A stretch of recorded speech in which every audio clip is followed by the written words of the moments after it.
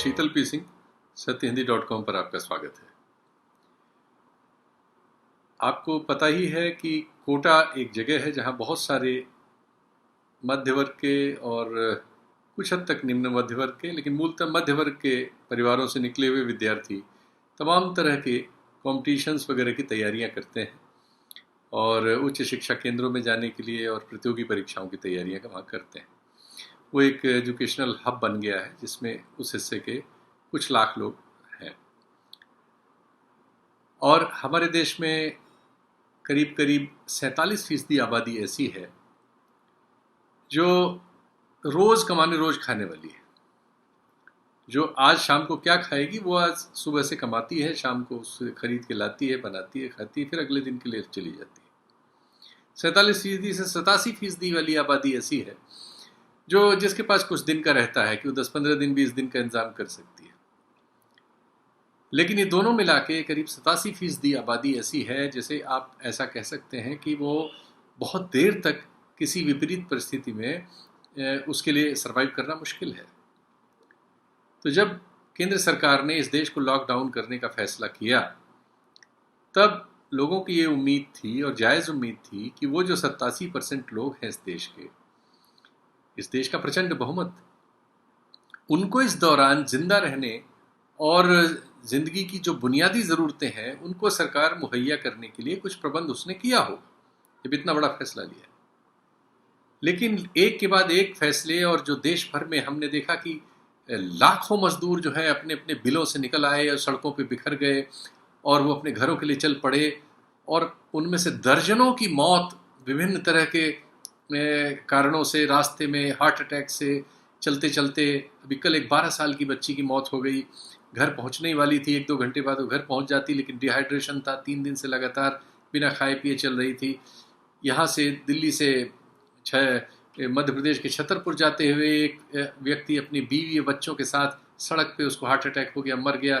आगरा पार कर चुका था और उसके बीवी बच्चे बिलख रहे थे। मतलब इतने दर्दनाक, रोंगटे खड़े कर देने वाले वाकये हैं। और कितने लोग मरे अभी इसका भी कोई रिकॉर्ड नहीं है। वो सब जो अखबारों में जिनके बारे में किसी तरह से खबर छप गई, कोई सोशल मीडिया पे वीडियो बन गया, उसके बारे में हम जानते हैं। तो इन तमाम अनंत दुख भरी गाथाओं के बीच, जिनमें से बहुत जगहों पर लाठीचार्ज, बहुत जगहों पर सड़क के नीचे एक मुर्दा घर के पास सड़े हुए केले बीनते हुए मजदूरों को हमने दिल्ली में, देश की राजधानी में देखा। अभी गृह मंत्रालय ने एक आदेश निकाल दिया है। आप जानते हैं कि इनमें से तमाम मजदूरों को तमाम राज्यों में रोक लिया गया है, जहां संभवतः प्रशासन ने उनको रोक लिया, घर नहीं जाने दिया है। जो भी घर पहुंचे हैं वो अपने कला कौशल और गाँव के रास्ते इधर उधर से पहुंचे हैं। उनके ऊपर केमिकल का छिड़काव तक हुआ है कोरोना से बचने के लिए। अभी एक राजाज्ञा निकाल दी है गृह मंत्रालय ने, जो आप स्क्रीन पे देख रहे हैं। इस राजाज्ञा में कहा गया है कि ये जो भी जहां हैं, शेल्टर होम्स में, कहीं सड़क किनारे, कहीं स्कूल में, कहीं भी जहां भी ये रोके गए हैं, इनको अब इनके राज्य से बाहर, जिस राज्य में रोके गए हैं, इनको वहीं रहना है। एक्चुअली गवर्नमेंट कुछ आर्थिक गतिविधियां शुरू करना चाहती है कोरोना के बीच। उस सिलसिले में इनको अब कह दिया गया है कि अब घर नहीं जा सकते, जहां है वहीं इनको रोक लेना है और इनसे पूछना है कि इनको क्या काम आता है और उस तरह के काम में इनको लगाया जाएगा। उसमें मनरेगा का भी जिक्र है। ये एक ऐसा आदेश है जो हमारी मानवीयता की मान्य जो स्थापनाएं हैं उनका सीधे सीधे उल्लंघन करता है। वे लोग स्लेव या दास नहीं हैं, मनुष्य हैं, इस देश के नागरिक हैं, हमारी आपकी तरह। उनको ये तय करने का हक है कि वो अपने घर जाना चाहते हैं, काम करना चाहते हैं कि नहीं चाहते। जो वो चाहे वो करने का हक जैसे मुझे है वैसे उनको है। आप इस आदेश के तहत उनसे वो हक छीन ले रहे हैं। उनमें से बहुत सारे लोग अपने घर, अपने बीवी बच्चों या माँ बाप, भाई बहन, जिसको भी वो, जिससे भी जुड़े होंगे, जो उनके पास होगा, वो भी उसके पास पहुंचना चाहते हैं। वो इसलिए पैदल निकले थे, उन्होंने इसलिए इतने संकट सहे। आप उनसे जबरदस्ती ऐसा फैसला कैसे कर सकते हैं? और तब जब आप मध्य वर्ग के बच्चों को लेने के लिए बस भेज रहे हैं और उनको उनके घर पहुंचा रहे हैं, अच्छा कर रहे हैं। यही आपको उनके साथ करना चाहिए था। आप उन्हें खाना नहीं दे पाए, भूखे आपने उन्हें तड़पने के लिए सड़कों पर छोड़ दिया। तमाम लोग मर गए, तमाम लोग, पता नहीं उनके साथ क्या क्या हुआ, इसका कोई रिकॉर्ड नहीं है। आपने कहीं इसका कोई रिकॉर्ड तक नहीं बनाया। अब आप उनके साथ ऐसा करने जा रहे हैं। ये एक फैसला है जिस पे बात होनी चाहिए, और हमने इस पे एक पुराने रिटायर्ड आईएएस जो केंद्र और राज्य दोनों सरकारों में रहे और हम लोग के कार्यक्रम में आते हैं, राजू शर्मा जी को बुलाया और उनसे बात की। देखिए आप क्या बात हुई है और समझिए कि ये इस तरह के फैसलों का आखिर आधार क्या है। इस बीच आपसे फिर एक बार अपील करेंगे कि सत्यहिंदी.com आपके सहयोग से चल रहा है। हम लोग ऐसे कार्यक्रम प्रस्तुत करने की कोशिश करते हैं जिनमें समाज के उन हिस्सों की बात आए जिनकी बात करने से मीडिया ने इधर अपने को दरकिनार कर लिया है, और बात सच करने की कोशिश की जाए, बात सही करने की कोशिश की जाए, और जनता की बात जनता के लिए की जाए। उसके लिए आपके सहयोग की हमें ज़रूरत है। तो इस कार्यक्रम के बाद एक डिस्क्रिप्शन है, उसमें एक लिंक है जो रोज़ हम आपसे रिक्वेस्ट करते हैं, देखिएगा और हमारे साथ जुड़े रहिएगा। धन्यवाद। सुनिए राजू शर्मा जी से हमारी बातचीत। सर, गृह मंत्रालय का एक निर्देश आया है सारे राज्यों के लिए कि देश में जो माइग्रेंट लेबर जहां फंसे हैं, जिन राज्यों में फंसे हैं, अपने काम करने वाली जगहों से घर जाने के रास्ते में जो लाखों लोग फंसे हुए हैं, उनके बारे में उनका एक निर्देश आया है कि राज्य उनको उन्हीं राज्यों में रोके रखें जहां वो फंसे हैं फिलहाल, जिन शेल्टर होम्स में हैं या किसी और व्यवस्था में है, किसी स्कूल में है या कहीं और रोके गए हैं, और उनको राज्य सरकार उनका चुनाव करके कि उनको क्या काम आता है और उनका स्वास्थ्य का परीक्षण करके उनको फिर इंडस्ट्री में और दूसरी जगहों पर काम में लगाएगी। मनरेगा का भी उसमें जिक्र है, लेकिन जैसा मनरेगा को हम जानते हैं कि उसमें एक कार्ड बनता है मनरेगा में, और वो स्थानीय लोगों का होता है। जिस गांव में वो मनरेगा लागू होती है उस गांव के लोगों का वो कार्ड होता है। ऐसा नहीं होता कि राजस्थान का मजदूर जो है उत्तर प्रदेश के किसी गांव में मनरेगा का काम करेगा। ऐसी व्यवस्था पहले नहीं थी। हो सकता है उसका कोई इंतजाम अगर किया गया हो तो पता नहीं है, तो इसलिए वो मनरेगा वाली बात समझ में नहीं आती। लेकिन ये जो फैसला है इसके बहुत दूसरे निहितार्थ हैं। ये इसमें मनुष्य की आज़ादी का सवाल है। देश में हमारे जो कानून कायदे हैं वो आप एक बड़ी आबादी को इस तरह से ज़बरदस्ती किसी काम पर नहीं लगा सकते, उसकी अपनी मर्जी का सवाल है। और दूसरी यह है कि इस समय की परिस्थिति में वो काम करना चाहता है कि नहीं चाहता है, ये फैसला भी करने का उसका हक है। इस हक को आप नहीं ले सकते, और ये भी नहीं पता है कि आप उसे किस दर से मजदूरी देंगे, क्या मजदूरी देंगे, किस फॉर्म में देंगे, उसका वो कैसे उपयोग कर पाएगा। ये सारी चीज़ें उसमें अस्पष्ट हैं। सिर्फ उनको बाड़ाबंदी करने का आदेश वो है। तो क्या एक लोकतांत्रिक देश में 70 साल के लोकतंत्र के बाद और दुनिया में पूरी सेंचुरी लोकतंत्र की प्रैक्टिस करने के बाद इस तरह के आदेश जो सदियों पुरानी स्लेवरी वगैरह को दर्शाते हैं, ऐसे आदेश कैसे करते हैं? जो लोग वहाँ आदेश ये लिखते हैं वो आपके वर्ग के बाबू लोग हैं, सब पढ़े लिखे, कानून कायदा जानने वाले, संविधान जानने वाले। कैसे इस तरह की वो कॉपी बनाते हैं जिस पर इस तरह के आदेश होते हैं? सही सही कह रहे हैं। एक तरह से वो असल में एनडीएम एक्ट जिसके अंतर्गत ये सारी कार्यवाही हो रही है जी।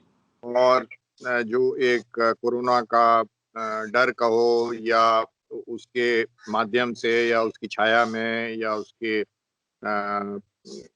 उसके कारण एक जो कि भाई सरकार सर्वे सर्वा है, वही सही कर सकती है, प्रोटेक्शन दे सकती है और बचा सकती है, और जिसपे पब्लिक में भी अभूतपूर्व एक चूंकि डर व्याप्त है, तो उनकी भी मान्यता अधिकांश लोगों की, कम से कम प्रबुद्ध लोगों की, तो यही है कि भाई इस वक्त तो जो भी सरकार कहे उसका पालन अवश्य होना चाहिए।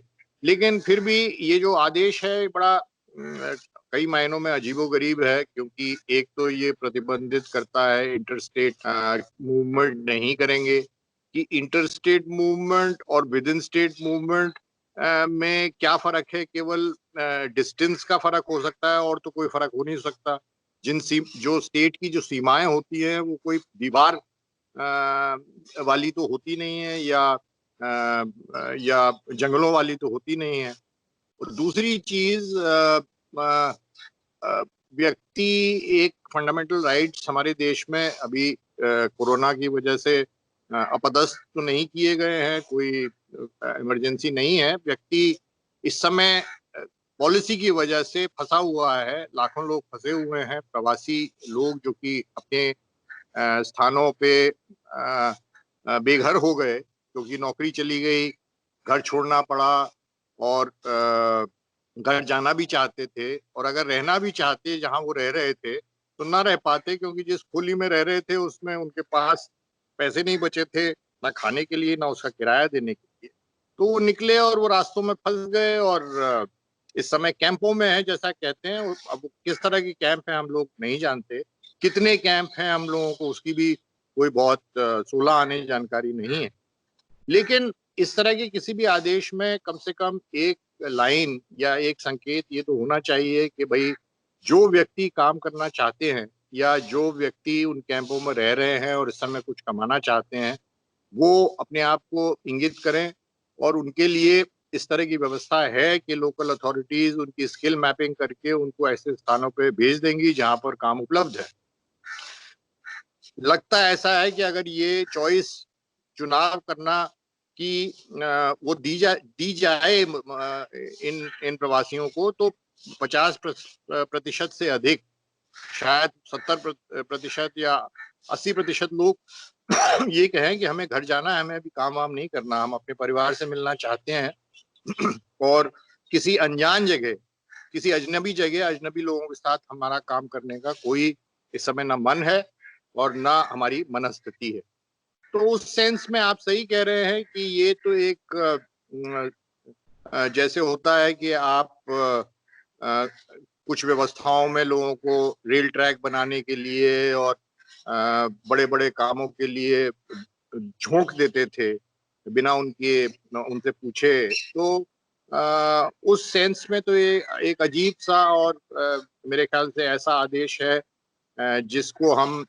जिसके बारे में हम सुनिश्चित नहीं है कि सही आदेश है कि नहीं। मैं एक चीज पूछूंगा कि एक तो हम इस तरह का कोई रिकॉर्ड नहीं रख रहे हैं कि ये कितने लोग हैं, ये कहाँ कहाँ हैं, कोई आंकड़ा इसका देश के पास सांस्थानिक तौर पर उपलब्ध नहीं है। अपनी तरह से लोग सोच रहे हैं इसको। दूसरी बात, इनमें से तमाम लोग इस केंद्रीय सरकार के और राज्य सरकार के और दुनिया भर के मिले जुले एक फैसले के तहत इस परिस्थिति में पहुंचे। ये उनका अपना निजी फैसला नहीं था, ये फैसला आपने लिया जिससे उनके काम करने के स्रोत बंद हो गए। वो रोज कमा के रोज खाने वाले लोग हैं। इस कमी की वजह से वो अपने जहां रहते थे उसका इंतजाम नहीं कर सकते, अपने भोजन का इंतजाम नहीं कर सकते, तो वे निकल के अपने घरों की ओर भागे जहां से वो आए थे। उन्हें लगा कि यही उनके लिए लास्ट चॉइस बची है। और इस दौरान उनमें से सैकड़ों लोगों की, कम से कम दर्जनों की तो विभिन्न अखबारों में क्लिप्स हैं, उनकी मृत्यु हुई है। अभी कल ही एक 12 वर्ष की बच्ची की वो रास्ते में 3 दिन तक लगातार पैदल चलती हुई डिहाइड्रेशन से उसकी मृत्यु हो गई।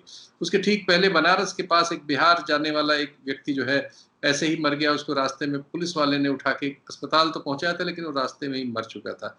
ऐसी इतनी दर्दनाक कथाएं हैं। एक आदमी को हार्ट अटैक हो गया था, दिल्ली से जा रहा था मध्य प्रदेश में कहीं उसको जाना था, रास्ते में आगरा पार करने के बाद उसको हार्ट अटैक हो गया। उसके बीवी और बच्चा सड़क पे रो रहे थे। मतलब इतनी दर्दनाक कथाएं हैं। इनमें से किसी को इस सरकार के सेटअप ने, जिसने इसके अलावा चाहे वो जो भी स्वास्थ्य वगैरह विभाग में काम कर रहे हैं या पुलिस के लोग हैं जो इस समय कोरोना की महामारी में सड़क पर हैं, उनको सबको किसी न किसी किस्म का मुआवजा मिला है ऐसी किसी हालत में। इनमें से किसी के बारे में कोई घोषणा नहीं है। क्या हम इन्हें मनुष्य नहीं मानते? क्या हम इन्हें अपने देश का नागरिक नहीं मानते? क्या हम उन्हें मनुष्य की कोई अधिकार देना जरूरी नहीं समझते? नागरिक अधिकार देना जरूरी नहीं समझते? सिर्फ हम बीमारी उन पर ट्रांसफर करना चाहते हैं जो वल्नरेबिलिटी और गरीबी के तहत दुर्भाग्य से उनके हिस्से में आ पड़ी। ये बात आप सही कह रहे हैं शीतल जी कि डैशबोर्ड जो कोविड का है, जो स्टेट्स का है, सेंट्रल गवर्नमेंट के कई वेबसाइट्स हैं जो डैशबोर्ड जो कहलाते हैं, उसमें आप मिनट मिनट की, सेकंड सेकंड की सूचनाएं, अफेक्टेड लोग, टेस्ट कितने हुए, कॉन्टैक्ट ट्रेसिंग कैसे हो रही है, कहाँ से क्या खबर आ रही है, सब कुछ आ रहा है। लेकिन इनमें जो लोग मजदूर हैं, प्रवासी हैं, रास्ते में फंसे हुए हैं, इनका कोई डैशबोर्ड नहीं है, इनकी कोई सूचना नहीं है, कोई ऐसी वीडियो या आंकड़ा या डॉक्यूमेंट्री या इस तरह के कोई आंकड़े प्रदर्शित करने की कोई लालसा सरकारी विभागों में नहीं दिख रही है, जिससे लोग अपने आप में सुनिश्चित हो सकें कि हाँ भाई ये कैंप है, इसकी शक्ल ऐसी है, यहाँ ठीक काम हो रहा है। क्राउड सोर्सिंग करके बहुत सारी इंफॉर्मेशन इकट्ठी की जा सकती है, ऐसा नहीं हो रहा है। ये बिल्कुल ऐसा है कि मतलब एक विकराल किस्म की नदी है, उसमें कहीं कहीं से सूचनाएं मिलती हैं, हम अंदाजा जरूर लगा सकते हैं। दूसरी चीज ये है कि जो आपने बात कही कि क्या ये इंसान है कि नहीं है वगैरह, तो अनफॉर्चुनेटली 90 के बाद से अब तो 20 साल हो गए, और जहां तक हमारे देश की बात है, इस तरह का विचार, एक धारणा बननी शुरू हो गई, आइडियोलॉजी ने उसको प्रेरित भी किया कि भारत एक विकसित देश हो चुका है, एक बहुत ही मजबूत देश है, बहुत बड़ी पावर है, और एकदम से धराशायी लगभग रातों रात हुई जब पता चला कि 87% लोग जिनके कंधों पे ये अर्थव्यवस्था चल रही है, जिसको हम 5 ट्रिलियन तक ले जाना चाहते थे, 87% ऐसे लोग, वो तो 20 दिन का कैश लेके जीवन यापन कर रहे थे। और चूंकि लॉकडाउन हुआ, जो कि कभी होता नहीं है, तो वो 20 दिन में धराशायी हो गए, आपकी पूरी इकोनॉमी धराशायी हो गई। तो ये एक बिल्कुल जिसे कहते हैं कि एक जलजले की तरह से आया है मानसिक स्तर पर, और इसने यह भी प्रदर्शित किया है कि हमारी पूरी विकास की जो धारणा है हमारे मन के अंदर, उसमें ये ख्याल कहीं नहीं है कि ये इन लोगों की सामाजिक सुरक्षा क्या है, इनके जेब में कितने पैसे हैं, इनको बीमारी हो जाएगी तो क्या होगा। और लॉकडाउन की पॉलिसी में वही धारणा प्रबल रही है, अनदेखी करने की, चूंकि कोई आपके पास उपाय नहीं है, और अगर उपाय हो भी सकते हैं तो आपकी जो एक टिपिकल इकोनॉमिक थिंकिंग है, उसमें आप बोल्ड इमेजिनेटिव निर्णय करने का बूता नहीं रखते। आप उन लोगों की सुनने की आप में शक्ति नहीं है, जो कि बहुत ही रचनात्मक किस्म के सॉल्यूशंस विशेष रूप से एक्टिविस्ट और एनजीओ सेक्टर और इंटेलेक्चुअल से और थिंकर से आ रहे हैं। तो आपने जो कहा वो कड़वा लग सकता है, लेकिन है तो सच कि इन लोगों को एक इकाई, एक आंकड़े के रूप में इनका इस्तेमाल हो रहा है, और वही नजर आ रहा है कि इनको इनकी स्किल मैपिंग करके और इकोनॉमी शुरू करने के प्रयास में इकाइयों के रूप में रामू, श्यामू और गिरधर और गोपाल के रूप में नहीं, इकाइयों के रूप में, आंकड़ों के रूप में इनको झोंकने की एक प्रवृत्ति उस शासनादेश में नजर आती है। देखिए, बहुत जगह से ऐसी रिपोर्ट्स हैं कि ऐसी परिस्थिति में जहां इनके परिवार के लोग जो कमाने लायक थे, पिता थे, भाई थे, चाचा थे, ये तो रास्तों में फंस गए, और वल्नरेबिलिटी इतनी है कि जैसा आपने कहा कि इनके पास 20 दिन का भी कैश इनके हाथ में नहीं था। बहुत से लोगों के पास तो 15 दिन का भी नहीं था कि वो 15 दिन तक अपना जीवन यापन कर पाते। जो सरकारी तथाकथित घोषणाएं थी कि सबके पास वो अन्न पहुंचा देंगे, खाने की कोई कमी नहीं होगी, भंडार भरे पड़े हैं, वो प्रैक्टिस में पता नहीं किस हद तक वो कामयाब है, लेकिन जो खबरें आ रही हैं वो तो बहुत ही दर्दनाक हैं। बिहार से एक खबर आई थी कि बच्चे वहाँ एक विशेष समुदाय के मेढक वेढक खा रहे थे। बहुत सी जगहों पर कल ही एक फैसला आया है, एक वहाँ की कोर्ट का परसों, बिहार की 17 तारीख का एक कोर्ट का फैसला, नालंदा जिले में जो मुख्यमंत्री का जिला है, कि एक लड़का चोरी में पकड़ा गया था, 16 साल का था। उन लोगों ने 7-8 दिन उसके परिवार में किसी किस्म का राशन नहीं था, और उसके घर में कोई बर्तन नहीं, कोई एसेट नहीं था, एक फूस का झोपड़ था, और जज उसको वो एक पर्स चोरी के आरोप में पकड़ के लाया गया था। जज खुद रोने लगे उसके बारे में फैसला करते हुए, और उसके जीवन में तमाम दुर्घटनाएं थी, उसकी आंख एक फूट चुकी थी, एक टांग टूटी हुई थी जिसका वो प्लास्टर कराने के लिए, वो मतलब बिल्कुल वल्नरेबिलिटी की जो इंतहा आप सोच सकते हैं, वो दर्द वहां था, और पुलिस की स्टेटस रिपोर्ट में वो दर्ज था, और जज ने फिर अपनी जेब से पैसे निकाल के उसको दिए, और पुलिस को उस ऑर्डर में लिखा कि ये भूखे न मरने पाए, ये स्टेट की जिम्मेदारी है कि इनके घर राशन पहुंचाए। तो ये तो हम देख रहे हैं कि जो वल्नरेबिलिटी है हमारे उस समाज की जिसको हम समाज के तौर पे, मनुष्य के तौर पे पता नहीं गिनते हैं कि नहीं गिनते, चूंकि बहुत बड़ा समाज तो एक अजीब तरह का टेलीविजन, व्हाट्सएप और इस तरह के यंत्रों से बनाया हुआ समाज है, बिल्कुल यांत्रिक समाज है। उसके लिए इनके अस्तित्व का भी कोई मतलब है कि नहीं है। राजनीतिक दलों की स्थिति यह है कि उनकी अपनी कोई वॉइस है कि नहीं है, वो ऐसे मुद्दे कभी ले पाने लायक बनेंगे कि नहीं बनेंगे। और सरकार की स्थिति यह है कि वो मोनोलॉग करती है, वो सिर्फ अपनी ओर से बोलती है, सुनने उस तक सुनाने का आपके पास कुछ नहीं है। तो ऐसी स्थिति में इतनी बड़ी आबादी जिसकी संख्या 42-43 करोड़ है और जिसमें से संभवतः ऐसे अनुमान है समाजशास्त्रियों के, पता नहीं कितना सच है चूंकि कोई आंकड़ा नहीं है, कि कम से कम 8-10 करोड़ लोग इस पूरे देश में इस समय वॉलेटाइल हो गए हैं इस फैसले की वजह से। जो कुछ उसमें से घर पहुंच गए हैं, कुछ घरों के रास्ते में हैं, कुछ इस तरह के दड़बों में बंद हैं, कुछ सोशल शेल्टर में है, और उनमें से तमाम लोगों की जान चली गई है, तमाम लोगों की जान जाने का खतरा है। क्योंकि हमारे पास इस तरह का कोई आंकड़ा नहीं है कि हम इनको एक दूसरे के सामने रख सकें और इस सच्चाई पर बात कर सकें। क्या हमारी ये जिम्मेदारी नहीं है कि हमें ये आंकड़े तो हमें बनाने चाहिए? हमारे लोग मर रहे हैं ना, ये कहीं पाकिस्तान या किसी और देश से आए हुए लोग तो नहीं है। ये सरकार अगर इस बूते पे अगर ये धारणा आगे चलती है कि भाई चैरिटी या कोई हम चैरिटी कर रहे हैं कि इन लोगों को रिलीफ कैंप में खाना मिल जा रहा है या इनको राशन की हमने व्यवस्था कर दी है, ये उनके राइट्स हैं, ये चैरिटी नहीं है। और स्टेट का तो ये ऑब्लिगेशन है, ड्यूटी है कि ये सारी चीज उनको मुहैया कराए। दूसरी बात, जहां तक ये जो प्रवासी वाला जो आदेश आया है, जो प्रवासी कहाँ जाके कौन सा काम करता है, एक बहुत ऑर्गेनिक चीज है और सालों में बनती है।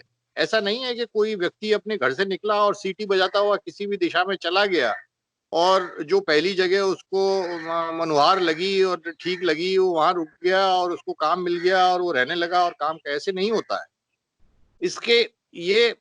और जहां पे भी प्रवासी काम करता है, क्यों काम करता है? क्योंकि वो इतना पैसा कमा लेता है कि उसमें से कम खर्च करके करीब 30% 40% पैसा बचा के और अपने परिवार को बेचता है, जो कि गांव में रहता है। वो अपने लोगों के बीच में रहता है, एक कम्युनिटी उनकी बन जाती है, एक दूसरे का साथ देते हैं, वो एक दूसरे की देखभाल करते हैं, क्योंकि अगर कोई बीमार पड़ता है तो वो एक कम्युनिटी सिक्योरिटी उसमें रहती है। आपने देखा होगा बहुत से प्रवासी लगभग इंटर्न की तरह से, सीखने वाले की तरह से, पान वाला भी है तो उसके गांव के 6-7 जो हैं वो धीरे धीरे सीखते हैं वहां पे काम, कहाँ से क्या सामान लाना है, और इस तरह से पनपते हैं। अब यहाँ आपने एक आदेश किया कि आप इस रिलीफ कैंप में हैं, वहां कोई व्यक्ति आएंगे, कोई अधिकारी आएंगे, मान लीजिए कोई डिस्ट्रिक्ट असिस्टेंट इंडस्ट्री अधिकारी चले आए, और वहाँ वो उन लोगों से उन्होंने पूछा कि भाई आपकी स्किल क्या है, मतलब आप कारपेंटर हो या आप हाथ से काम करते हो या क्या, जो भी कुछ करें। और फिर उनके पास एक लिस्ट होगी फैक्ट्रीज की, फैक्ट्रीज वालों ने कहा होगा कि हाँ भाई आप कह रहे हो तो हम अपनी शुरू कर देंगे।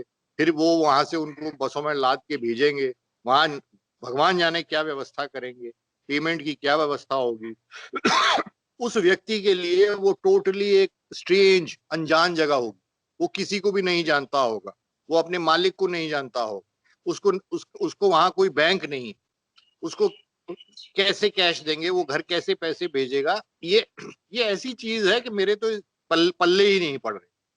आपको अगर अगर व्यक्ति इन सारी चीजों के बावजूद अपने किसी एक ग्रुप है, मान लीजिए उसमें कॉन्ट्रैक्टर भी है, वो आपस में फैसला करके चले जाते हैं ये इस चीज में शामिल होकर कि हाँ भाई सरकार कह रही है हम काम कर लेंगे, कमा लेंगे, ठीक है। लेकिन अधिकांश लोग शायद ये फैसला करेंगे भाई पहले हम अपने घर जाएंगे, हमारे थोड़ा बहुत खेत है या वहां पे हो जाता है, इंतजाम हो जाएगा 1-2 महीने का, 1-2 महीने हम सोचेंगे। और जैसी परिस्थितियां डेवलप होंगी, डर मतलब वो भी तो डरते हैं कोरोना से, या वो क्या मतलब कोरोना को चबाने के लिए सड़कों पे घूम रहे हैं, उनके भीतर भी तो बहुतेरे डर हैं। तो वो जाके अपना एहसास पुख्ता करेंगे, डिसाइड करेंगे, ये मौका उनको मिलना चाहिए, ये उनका अधिकार है। और अगर इसको मौके को आप नहीं दे रहे हो, उनके इंटर राज्य मूवमेंट पे रोक लगा दे रहे हो, जबकि कोटा से आप स्टूडेंट्स को अलाउ कर रहे हो, तो ये तो अस्वीकार्य टाइप की चीजें लगती है।